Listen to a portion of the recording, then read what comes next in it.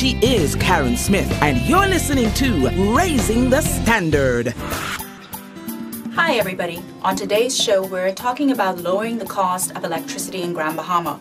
We're trying to raise the standard here, and certainly we have a group that's doing just that, an activism group working on behalf of the people. So today in studio, we're going to have Pastor Eddie Victor, Apostle Tony Grant, and Mr. Roger Johnson that are going to share and give us an update on what's happening with the Coalition for Concerned Citizens, and let us all know what we can do to lower the cost of electricity and how we can agitate for change and bringing the cost of power down. We're going to get right to it today because I have in studio with me three very distinguished gentlemen representing the Coalition for Concerned Citizens with a mission and a view to lower the cost of electricity in Grand Bahama. And they have been on the move. I have Pastor Eddie Victor from Living Waters Assembly. Good morning, Pastor Victor. Good morning. And I also have Apostle Anthony Grant from Agape House. Good to have you. Good morning. Good to be here. And Mr. Roger Johnson. He's a very interesting character, former employee of Grand Bahama Power.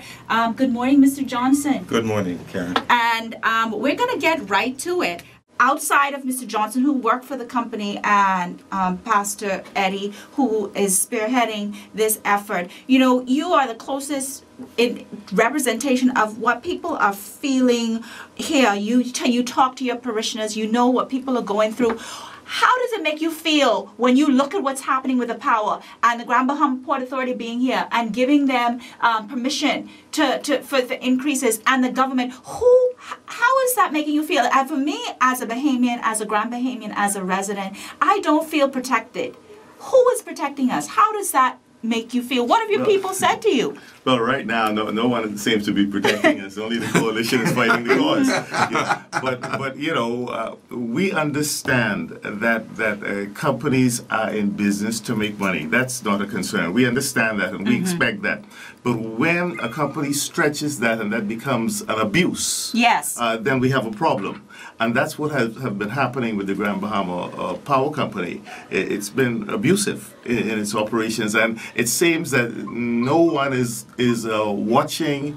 You know. No, there's no gatekeeper. There's no gatekeeper, and so that's a problem. There are persons or groups that are supposed to be keeping the gate, but they have been very silent.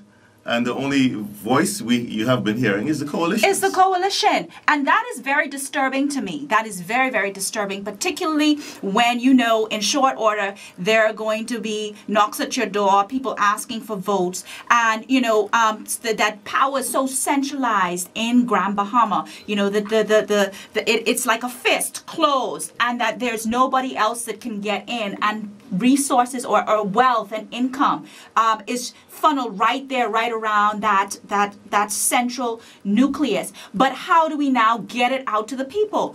What are we here for if it is not for the people? What does government exist for if it is not for the people? You have done rallies.